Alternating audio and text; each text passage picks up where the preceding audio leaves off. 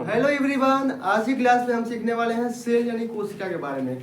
तो आप सभी सोच रहे होंगे कि सेल सेल तो दो तरह का होता है। एक सेल यानी बैटरी का सेल होता है जिसे SCLL बोलते हैं, और एक सेल होता है CLL जिसको बोलते हैं कोशिका। तो जी हाँ, आज हम CELL यानी कोशिका के बारे में पढ़ने वाले हैं।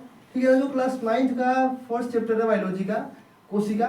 ठीक है ना, इसके बारे में हम पढ़ने वाले हैं। तो सबसे पहले कोशिका का अध्ययन क्या होता है? स्टडी ऑफ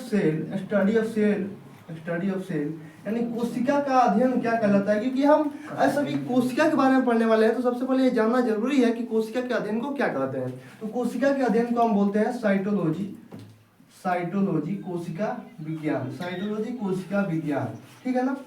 तो कोशिका जैसे कि कोशिका के बारे में हम लोग को पढ़ना है आज। तो कोशिका जैसे कि सभी जीवधारी जो होते हैं, जैसे हमारे परिवेश में रहने वाले कुत्ता हो गया, बिल्ली हो गया, मनुष्य हो गया, ठीक है ना, चींटी हो गई, हाथी हो गई, जितने भी सजीव जीवधारी हैं, कहीं ना कहीं इन सभी जीवधारियों का शरीर का जो निर्माण हुआ है कोशिकाओं से मिलकर बना हुआ है।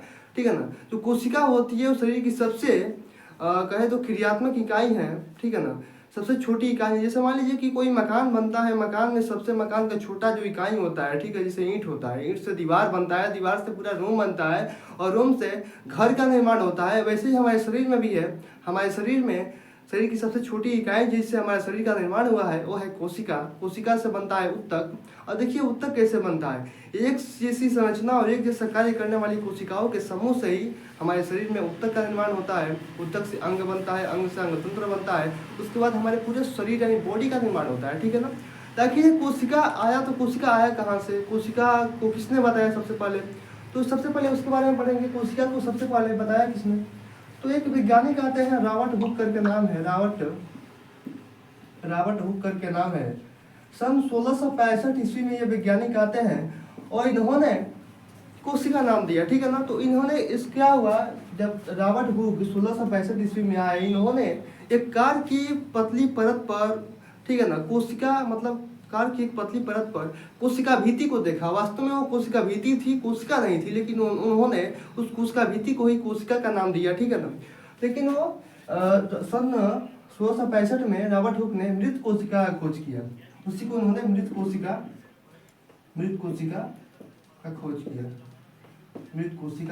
किया। लेकिन इसके कुछ ही समय बाद एक वैज्ञानिक आते हैं जिनका नाम है एंटोनी वान लीवेनहॉक करके एक वैज्ञानिक आते हैं। कब आते हैं? 1674 में आते हैं, और ये बताते हैं कि नहीं, जो कोशिका है, इन्होंने जीवित कोशिका का खोज किया। जीवित कोशिका का खोज किया, लिविंग सेल का खोज किया, कोशिका का खोज। ठीक है ना। जो हमारे लीवेनहॉक साहब हैं, इन्होंने 1674 ईस्वी में जीवित कोशिका का खोज किया। अब इन्होंने, जब एंटोनी वान लीवेनहॉक का नाम आता है, तो इन्होंने केवल कोशिका का ही खोज नहीं किया, जीवित कोशिका का ही खोज नहीं किया। इन्होंने अभी तो बैक्टीरिया, प्रोटोजोआ, ठीक है ना, स्पेरोमेटोजोआ, ठीक है ना, लाल रुधिर कणिका, शुक्राणु, इन सभी का खोज करने वाले कौन थे? एंटोनी वान लीवेनहॉक ही थे। तो मैं सबका यहाँ पर नाम लिखता हूँ, आरबीसी। ठीक है ना। शुक्राणु, जो मेल में शुक्राणु होता है, स्पर्म जिसको बोलते हैं शुक्राणु, इसका भी खोज करने वाले एंटोनी वान लीवेनहॉक ही थे इनको। और एक तीसरा है स्पर्मेटोजोआ,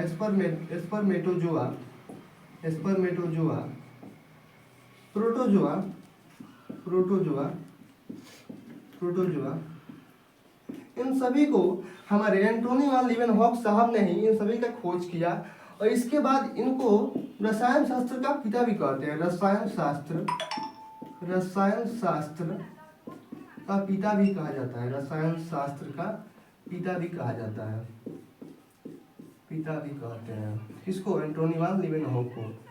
तो चूंकि हम यहाँ पर एंटोनी वान लीवेनहॉक ने जीवित कोशिका के साथ साथ आरबीसी, शुक्राणु, स्पर्मेटोजोआ और प्रोटोजोआ का खोज किया, और इन्होंने ही बैक्टीरिया का भी खोज किया है। बैक्टीरिया का भी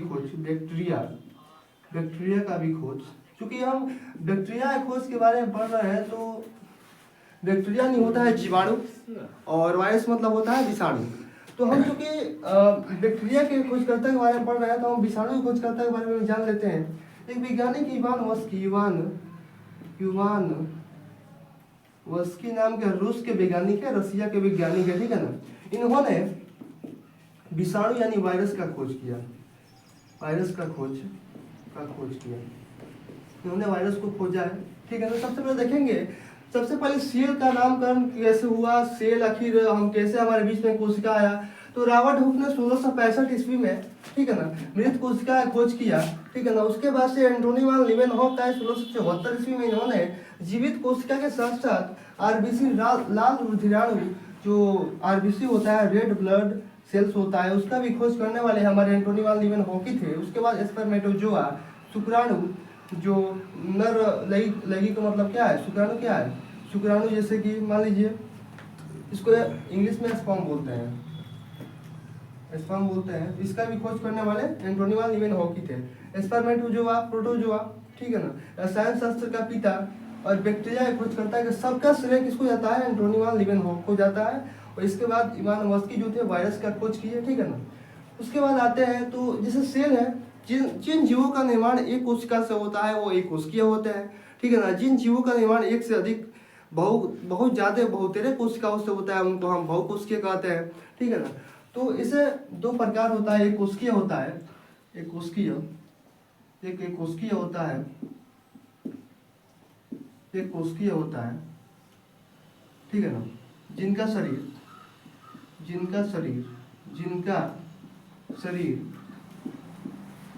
एक कोशिका से बनता है, एक सेल से बनता है। जैसे मान लीजिए फॉर एग्जांपल के लिए हम अगर अमीबा का नाम लें, क्या अमीबा एक कोशिकीय जीव है? तो हाँ, अमीबा एक कोशिकीय जीव है। ये कैसे चलन करता है? तो उत्पाद के सहारे चलन करता है। तो एक कोशिकीय जीव में अमीबा के अलावा भी प्रोटोजोआ, ठीक है ना, प्रोटोजोआ आ जाएगा, क्लेमाइडोमोनास आ जाएगा, ठीक है ना। ऐसे भी जो है एक कोशिकीय जीव है। और बहुकोशिकीय की बात करें तो खुद हम मनुष्य क्या है, बहुकोशिकीय है। मनुष्य क्या है? बहुकोशिकीय प्राणी की बात करें तो बहुकोशिकीय में खुद हम मनुष्य आ जाएंगे, मनुष्य आ जाएगा। तो किसमें आएगा? बहुकोशिकीय में, ठीक है ना। तो इसके बाद से ये तो खोज हो गई, ठीक है ना, कोशिकीय बहुकोशिकीय हम लोग समझ गए। लेकिन आगे क्या हुआ? आगे जब रॉबर्ट हुक ने मृत कोशिका का खोज किया, लीवेनहॉक ने जीवित कोशिका का खोज किया, उसके बाद से एक वैज्ञानिक आते हैं सन 1831 में, जिन्होंने आर्किड के मूल में केंद्रक का खोज किया। इनका नाम है रॉबर्ट ब्राउन। 1831 में रॉबर्ट ब्राउन नाम के एक वैज्ञानिक आते हैं जो आर्किड के मूल में केंद्रक का खोज करते हैं। जो सेल होता है, सेल के अंदर एक केंद्रक होता है, केंद्रक का खोज रॉबर्ट ब्राउन 1831 में करते हैं। उसके बाद समय बीतता है, उसके बाद आते हैं दो वैज्ञानिक आते हैं, ठीक है ना। दो वैज्ञानिक आते हैं, एक ब्रिटिश वैज्ञानिक होते हैं जिनका नाम स्वान होता है और एक स्लाइडन होते हैं, ठीक है ना। तो दो वैज्ञानिक होते हैं, इन्होंने 1838 से 39 के आसपास आते हैं। और इन्होंने दोनों वैज्ञानिकों ने, जैसे स्लाइडन ने कहा कि जो पादपों का शरीर होता है वो पादपों का शरीर छोटी छोटी कोशिकाओं से मिलकर बना होता है, इस बात की पुष्टि करते हैं वो। और वहीं स्वान भी जो ब्रिटिश वैज्ञानिक है, उन्होंने भी यही बात कहा कि जो जंतुओं का शरीर होता है वो भी छोटी छोटी कोशिकाओं से मिलकर ही बना होता है। तो ये दोनों सेल थ्योरी देते हैं। लेकिन ये बात बताने में असमर्थ रहे कि जो कोशिका से ही शरीर का निर्माण होता है, लेकिन ये कोशिका आती कहाँ से है, कोशिकाओं का निर्माण कैसे होता है, ये चीज़ें बताने में वो असमर्थ रहे। तो उसके बाद से एक वैज्ञानिक आते हैं रॉबर्ट ब्रिचो करके, जो 1855 में आते हैं। और उन्होंने ये बताया कि जो पुरानी कोशिकाएं हैं, पुरानी कोशिकाओं से ही जो विभाजन होता है, विभाजन की क्रिया होने के बाद से नई कोशिकाओं का निर्माण होता है। हम ये जान चुके हैं कि रॉबर्ट हुक ने मृत कोशिका का खोज किया और लीवेनहॉक साहब ने जीवित कोशिका का खोज किया। और जो चीज़ें हम बोले हैं वो चीज़ें एक बार लिखवा देते हैं। जैसे कि मान लीजिए कि हम बोले हैं कि रॉबर्ट ब्राउन 1831 में, ठीक है ना, 1831 में आर्किड के मूल में केंद्रक का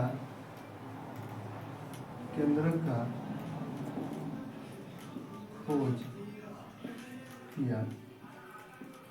सही है। रॉबर्ट ब्राउन ने 1831 में आर्किड के मूल में केंद्रक का खोज किया। तो केंद्रक की खोज का श्रेय किसको जाता है? रॉबर्ट ब्राउन को जाता है। कब किया इन्होंने? 1831 में ये काम किया। उसके बाद से हम बताएं कि 1839 सॉरी 38 और 39 के आसपास में दो वैज्ञानिक आए, स्लाइडन स्वान नाम के दो वैज्ञानिक आए। स्वान दो वैज्ञानिक आए, इन्होंने सेल थ्योरी में कहा, इसे स्लाइडन ने कहा, स्लाइडन का कथन था कि पादपों का शरीर जो होता है, जो भी पादप है, पादपों का शरीर, प्लांट जो होते हैं, पादपों का शरीर सेल से मिलकर बना होता है। क्योंकि हमने पहले बताया है कि जो जितने भी जीवधारी हैं, जो सजीव जीवधारी हैं, उनके शरीर का जो निर्माण होता है, शरीर का जो निर्माण हुआ है, शरीर की सबसे छोटी या स्मॉलेस्ट यूनिट जो है वो क्या है? कोशिका है। उसी प्रकार स्वान ने भी, जो ब्रिटिश वैज्ञानिक है, इन्होंने भी कहा कि जो जंतुओं का शरीर है, जंतुओं का शरीर भी सेल से हुआ है, सेल से मिलकर बना है, सेल से मिलकर बना है। ठीक है, इतनी बात तो हो गई कि स्लाइडर ने क्या कहा, स्वान ने क्या किया, रॉबर्ट ब्राउन ने केंद्रक का खोज किया, आर्किड के मूल में केंद्रक का खोज किया।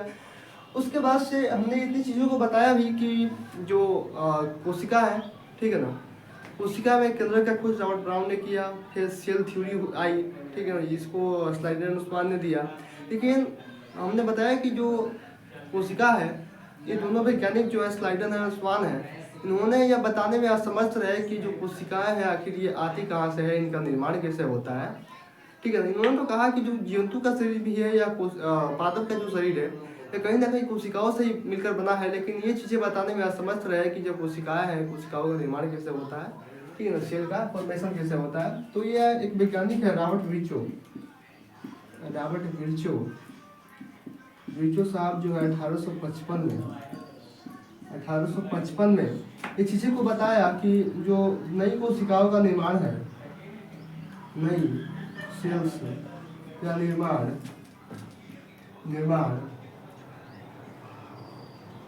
पुरानी सेल के विभाजन से हुआ है, होता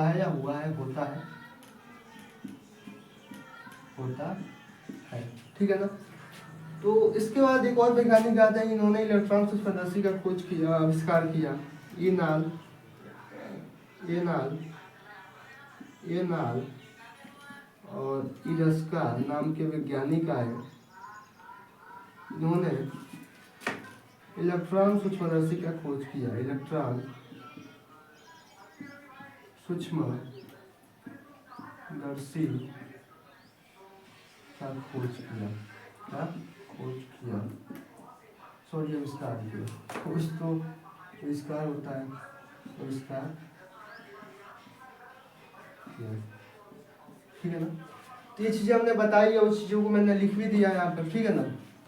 केंद्रक का खोज कैसे हुआ, थ्योरी में क्या कहा गया, सेल थ्योरी में क्या कहा गया, कौन कौन से वैज्ञानिक थे, कब कहा, ठीक है ना। जो रॉबर्ट विर्चो का कहानी है, उन्होंने कहा कि जो नई कोशिकाओं का जो निर्माण होता है वो कहीं ना कहीं पुरानी कोशिकाओं से ही, कोशिकाओं के विभाजन से होता है, जो 1855 में इन्होंने कहा।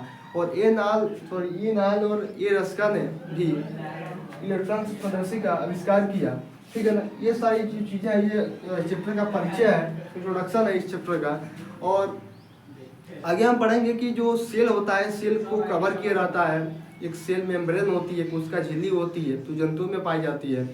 और सेल मेम्ब्रेन के अतिरिक्त एक सेल वॉल होती है जो पादपों की रक्षा करती है, पादपों में पाई जाती है। तो सेल के जो ऊपर होता है सेल मेम्ब्रेन, वो जंतुओं में पाया जाता है, और सेल मेम्ब्रेन के भी ऊपर एक और सेल वॉल होता है जो डबल परत है, ठीक है ना, वो पादपों में यानी प्लांट में होता है, ठीक है ना। तो सेल मेम्ब्रेन क्या है, सेल वॉल क्या है, यूकैरियोटिक, प्रोकैरियोटिक। जैसे कोशिका में बहुत सारे कोशिकांग होते हैं, कोशिका द्रव्य में कोशिकाएं बिखरे होते हैं, जैसे माइटोकॉन्ड्रिया है, गाल्जी का है, लाइसोसोम है। इन सभी का कार्य क्या है, इन सभी का विशेषताएं क्या है, प्रॉपर्टीज क्या है इन सभी का, और ईआर क्या है, गोल्जी कॉम्प्लेक्स क्या है, इन सारी चीज़ों को हम डिटेल्स करेंगे। ठीक है ना, एक एक टॉपिक, जैसे मान लीजिए माइटोकॉन्ड्रिया का अलग क्लास रहेगा, लाइसोसोम का अलग क्लास लाएंगे, इसी तरह से सभी जितने भी कोशिकाएं अलग अलग क्लास में इनको डिटेल में समझेंगे। ठीक है ना।